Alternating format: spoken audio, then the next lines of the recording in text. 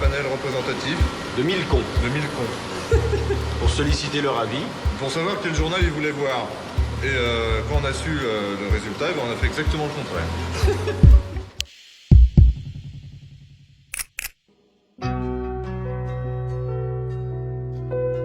Française, Français, le général de Gaulle est mort. La France est veuve.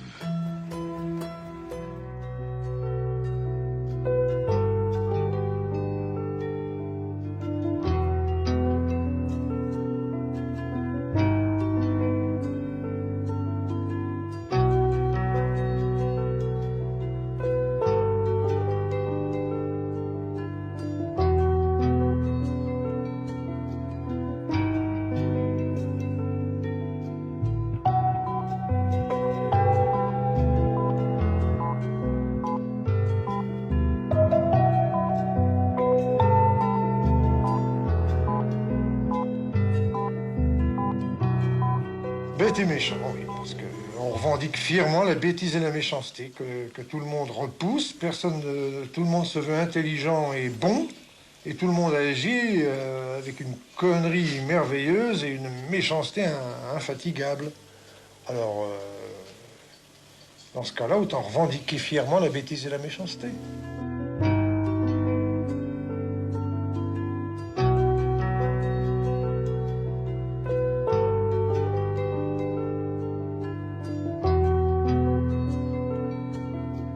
Moi, les premières femmes nues que j'ai eues, c'était les dessins de Reiser et de Wolinski.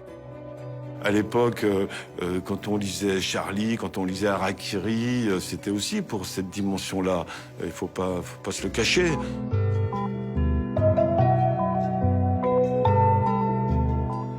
Avant, il y avait que des vieux cons ici. Maintenant, il y a des jeunes qui sont encore plus cons que nous.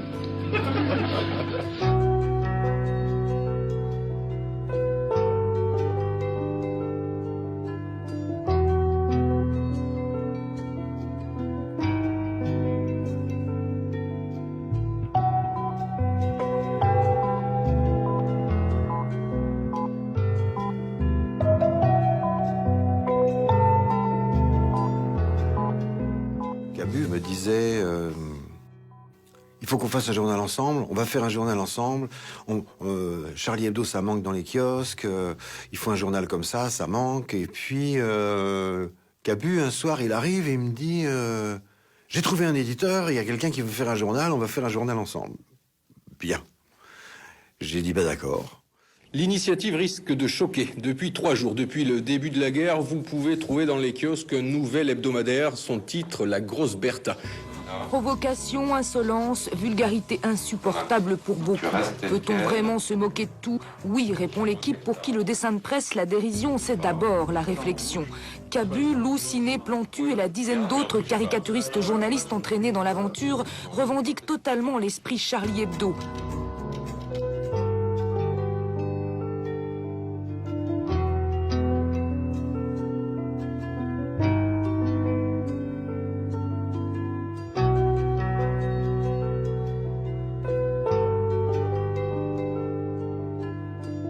Un jour, ils se font une réunion pendant que je suis pas là. Et puis, le Godefroy m'appelle et me dit t'es viré. Bon, j'appelle Cabu, je lui dis, voilà, je lui annonce la nouvelle. Il dit très bien, c'est bien. Moi aussi, je m'en vais. Il y en a marre de tous ces cons. On va faire un autre journal. Oui, mais on va prendre 3 semaines de vacances. Non, on prend pas 3 semaines de vacances. On va faire un journal qui va paraître mercredi prochain. Eux, ils vont paraître le jeudi. Nous, on paraîtra le mercredi. Et on a dit bon, maintenant, on a cette équipe avec nous. Il faut vraiment trouver un titre. Donc, on a commencé à faire des listes de titres, des listes de titres. Et puis, Wolinski me coupe et me dit mais pourquoi vous prenez pas Charlie Hebdo? Ça fait plus de 10 ans. Le titre est en déshérence. Il est libre, prenez-le. Puis en plus, l'auteur, c'est Cavana. Cavana dit oui, pourquoi vous prenez pas Charlie Hebdo? Prenez Charlie Hebdo. Après 11 ans de silence, Charlie Hebdo est de retour dans les kiosques. Un événement pour tous ceux qui ont été élevés, c'est le cas de le dire, au biberon de Cavana, Reiser, Cabu et autres Wolinski. Ce qui est étonnant dans ce retour, c'est que la décision de faire paraître à nouveau l'hebdomadaire a été prise en l'espace de 3 jours. En 68, c'est De Gaulle qui faisait la une. En 92, actualité oblige, c'est François Mitterrand. On dirait un vrai journal.